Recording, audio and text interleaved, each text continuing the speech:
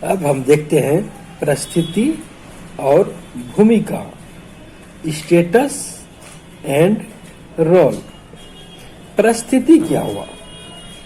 साधारणतया हम लोग स्थिति के मामले में स्थिति के बारे में अवगत होते हैं कि कोई चीज कहाँ पर है, किस स्थिति में है। और परिस्थिति का जब जिक्र होता है तो हम लोग इसका अर्थ लगाते हैं कि समाज में लोग समूह में रहते हैं और हर एक समूह में व्यक्ति की स्थिति भिन्न भिन्न होती है और लोग एक निश्चित अधिकार और कर्तव्य से बंधे होते हैं। समाज वैज्ञानिकों ने परिस्थिति के संदर्भ में कहा है कि परिस्थिति एक सामाजिक पद है जहां पर कि पदधारक को सामाजिक सेवाओं के बदले कुछ विशेष अधिकार, आदर, प्रभाव, प्रतिष्ठा मिले होते हैं। यह सम्मान ही परिस्थिति होती है। और एक चीज है भूमिका, परिस्थिति और भूमिका, रोल। तो रोल वो रोल नहीं है कि जो हम सिनेमा में देखते हैं कि कलाकार निभाता है अथवा स्टेज पर कोई कलाकार निभाता है। यहाँ पर इस भूमिका से तात्पर्य है दायित्व निर्वहन से, अर्थात हम जिस भी परिस्थिति में होते हैं उसी के अनुरूप हमें अपना दायित्व ही निर्वहन करना पड़ता है। इसे एक उदाहरण के रूप में हम समझ सकते हैं। कोई व्यक्ति है, उसकी जो भी परिस्थिति है, तो उसकी परिस्थिति है लेकिन उसकी भूमिका देखिए कैसे भिन्न भिन्न हो जाती है। एक व्यक्ति है, ऑफिस जाता है, कोई पदाधिकारी है, ठीक है, लेकिन वही व्यक्ति जब अपने घर आता है तो वह अपने संतान के लिए पिता हो जाता है, पत्नी के लिए पति के रूप में, या कोई अध्यापक होता है तो शिष्य के लिए वो अध्यापक हो जाता है। परिवार में अलग अलग रिश्ते से वो बंध जाता है। तो यह चीज परिस्थिति होती है। या आप किसी मंत्री की देखें तो मंत्री एक परिस्थिति है, उनकी जो स्थिति है वह परिस्थिति है। परिस्थिति के अनुरूप उन्हें अधिकार मिले होते हैं और उस अनुरूप ही वे कार्य करते हैं। यह भी समझ लें कि समय के साथ परिस्थिति बदलते रहती है। कोई लड़की है, शादी होता है तो वो फिर किसी की पत्नी बन जाती है, फिर किसी की वह माँ बन जाती है, फिर वही माँ के रूप में उसकी भूमिका अलग हो जाती है, उसकी जिम्मेवारियां अलग हो जाती है, उसके विशेषाधिकार अलग हो जाते हैं। तो आप अच्छे से समझ सकते हैं कि परिस्थिति क्या होती है और भूमिका क्या होती है। परिस्थिति एक अस्थिर बात होती है, वह बदलती जरूर है पर तुरंत नहीं बदल जाती है। वहीं परिस्थिति के अनुरूप लोग भूमिका का निर्वहन करते हैं। एक विद्वान हुए प्रोफेसर रॉल्फ लिंटन ने कहा है कि परिस्थिति की गतिशील पक्ष भूमिका है। परिस्थिति के अनुरूप व्यक्ति जो व्यवहार करता है वह उनका भूमिका होता है। आप जब स्कूल कॉलेज जाते हैं, आप एक विद्यार्थी के रूप में रहते हैं। एक विद्यालय के लिए, एक अध्यापक के लिए आप एक छात्र होते हैं। वहीं यदि आप कोई दुकान चले जाइए तो आप ग्राहक हो जाते हैं। बस पर चढ़िए, ट्रेन पर चढ़िए तो आप यात्री हो जाते हैं। अपने भाई बहन के लिए आप भाई या बहन होते हैं। किसी डॉक्टर के यहाँ जाइए बीमार पड़ने पर तो आप उसके लिए मरीज हो जाते हैं। तो इस तरह आपकी भूमिका आप देख सकते हैं कि किस प्रकार परिस्थिति और भूमिका बदलती है। यहां पर समाजशास्त्री के नजरिए से आप यह समझ लें कि जिस समूह में आप रहते हैं, जिस समाज में आप रहते हैं, वह जितना छोटा होगा, सरल होगा, व्यक्ति की परिस्थिति उतनी ही कम होगी, और जितना बड़ा होगा व्यक्ति की परिस्थितियां भी बड़ा होगा। आज के आधुनिक समाज में भी आप देख सकते हैं कि किस प्रकार परिस्थिति बदलती है। कोई व्यक्ति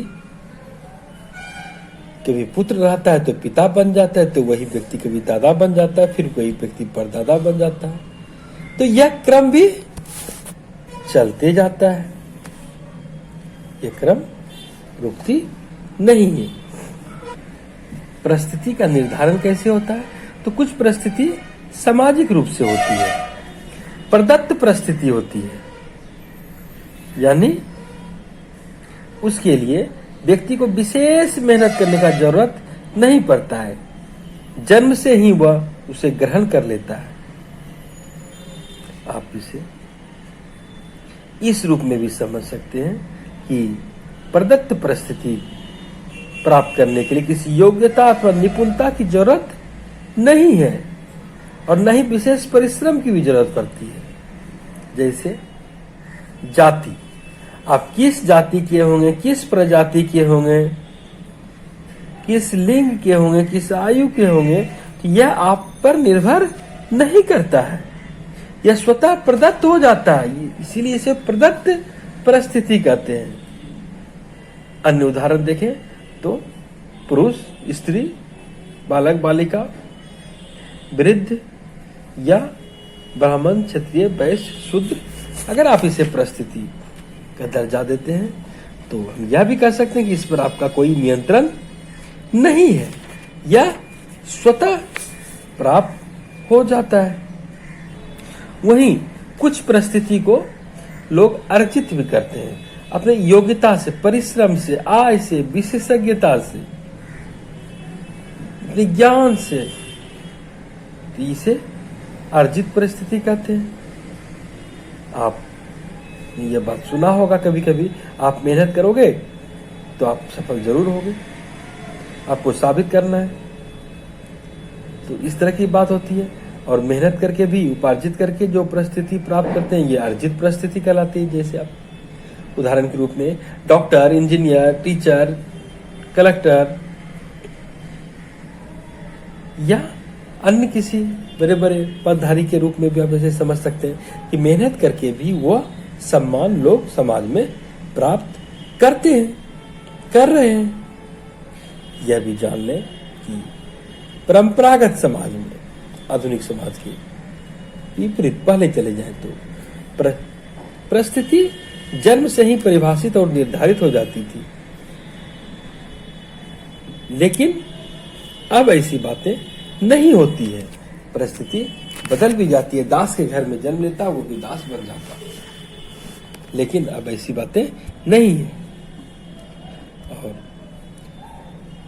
सिर्फ कार्य करने से ही नहीं, बल्कि प्रतिष्ठित और आप किस अनुरूप कार्य करते हैं, किस पेशा में है, उस अनुरूप भी परिस्थिति बनती है।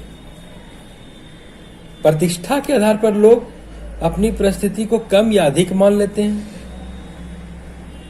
और कभी कोई डॉक्टर कहेगा हम प्रतिष्ठित हैं, कोई शिक्षक कहेगा हम प्रतिष्ठित हैं, कोई मंत्री कहेगा हम ज्यादा प्रतिष्ठित हैं, मुझे ज्यादा प्रतिष्ठा प्राप्त है,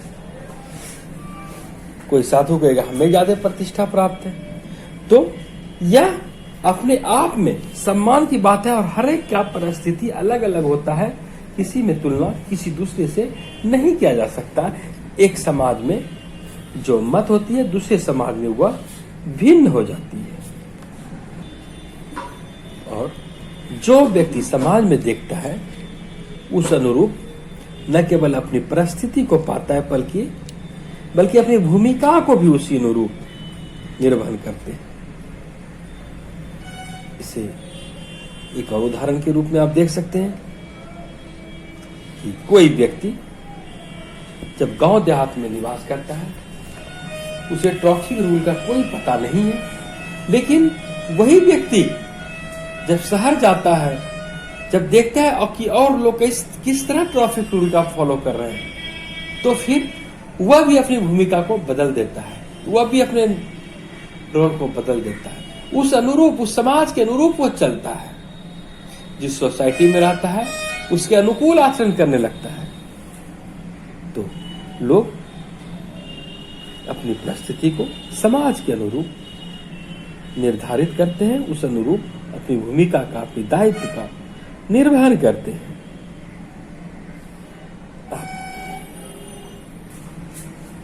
कभी कभी साधारण घर के महिलाओं को, कामकाजी महिलाओं को अपनी परिस्थिति में सामंजस्य बैठाने में कठिनाई का सामना करना पड़ता है। कोई सिर्फ कामकाजी है तो कामकाजी एक ऐसी बातें नहीं होती। कामकाजी रहते हुए भी यदि उसे घर का सारा काम करना पड़े तो घर में उसकी परिस्थिति अलग है और ऑफिस में वो अलग है। लेकिन यदि वो दोनों रूप में दोनों का निर्वहन कर रही है तो दोनों में सामंजस्य बैठाना कठिनाई भरा काम जरूर हो जाता है, उसके लिए चुनौती भरा काम हो जाता है।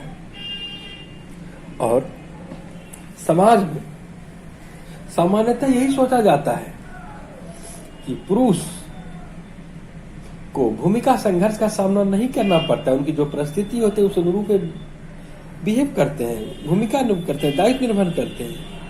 लेकिन कभी कभी आपको इस सोच, इस धारणा के विपरीत भी बातें सुनने को मिल सकती है, देखने को मिल सकती है। एक जनजाति का उदाहरण दिया है यहां पर, खासी जनजाति। यह आपको मेघालय, असम, बांग्लादेश के पहाड़ी क्षेत्रों में मिलती है। खासी जनजाति वहां मातृसत्तात्मक समाज दिखती है।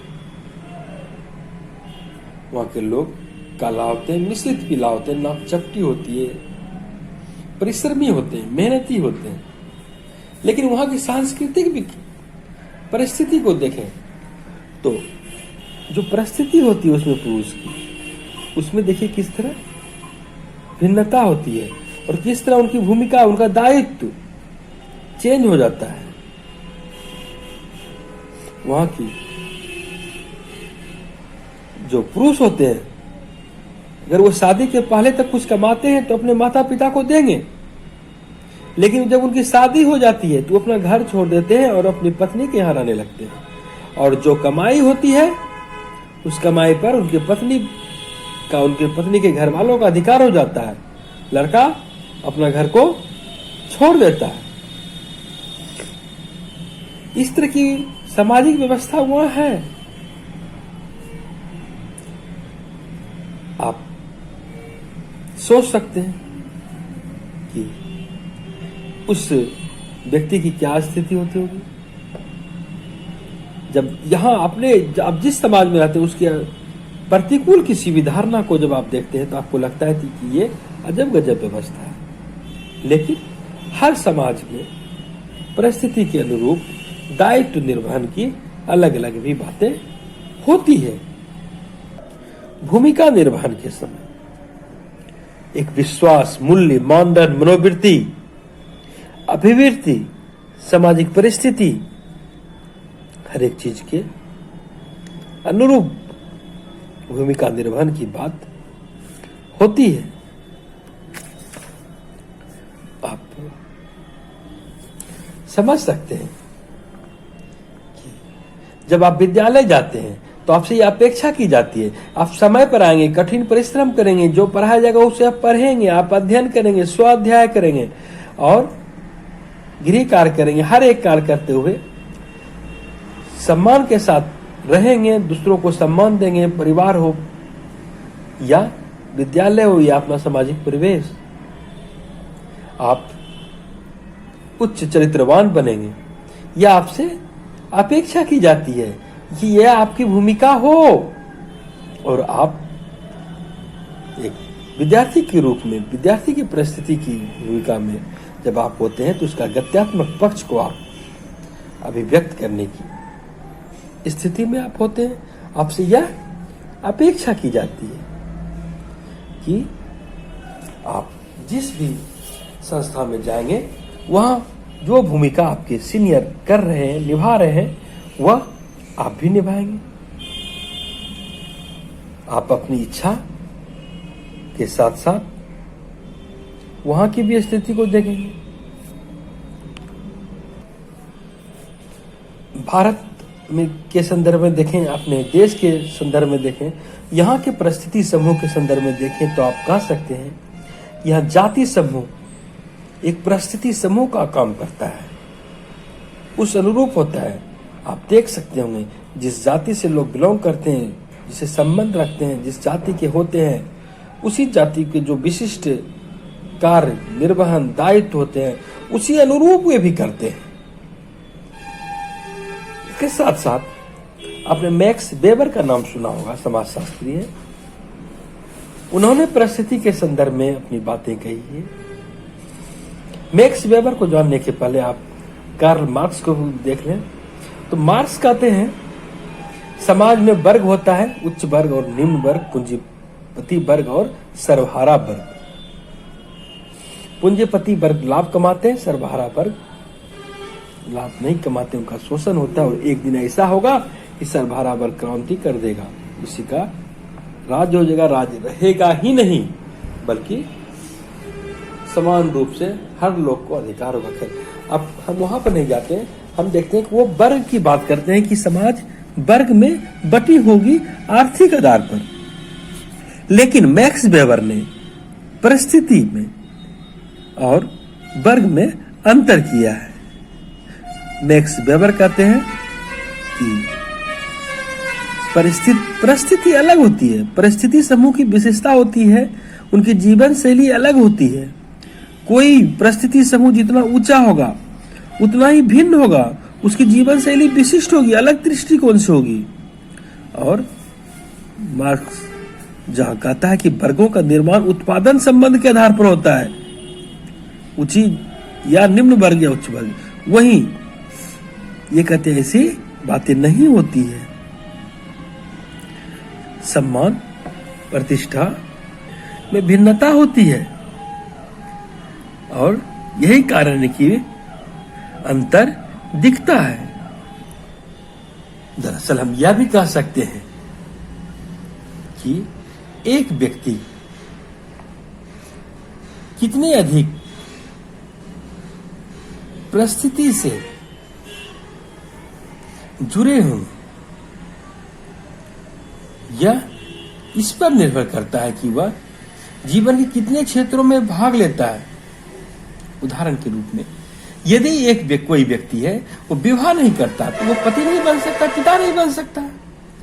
ये अलग बात है, गोद ले सकता है बच्चे को, पिता बन सकता है, लेकिन सामान्यतः जो हमारी यहाँ परिपाटी है तो या और सारे कई ऐसे रिश्ते का निर्माण हो जाता है शादी के बाद। किसी का साला बन जाता है, किसी का बहनोई बन जाता है, किसी का फुफ्फा बन जाता है, किसी का दामाद बन जाता है। तो ये सब तो नहीं हो पाएगा। वहीं अगर कोई व्यक्ति जितने अधिक समूह से संबंध रखेगा वह उतना ही अधिक भूमिकाओं में होगा, उतना ही अधिक उसको दायित्व निर्वहन भी करना पड़ेगा। कोई व्यक्ति डॉक्टर है तो वह कहीं अपने पति के रूप में भी है, पिता के रूप में भी है। कोई राजनीतिक दल का सदस्य भी बन सकता है, कोई स्वयंसेवी संगठन का सदस्य बन सकता है, कोई मंत्री भी बन सकता है। तो इस तरह की भी बातें हैं, परिस्थिति पूंजी की भी बातें होती हैं और कई परिस्थितियां एक बार सम्मिलित हो जाती है और उसे फिर अपनी भूमिका तत्संबंधित निभाने पड़ते हैं।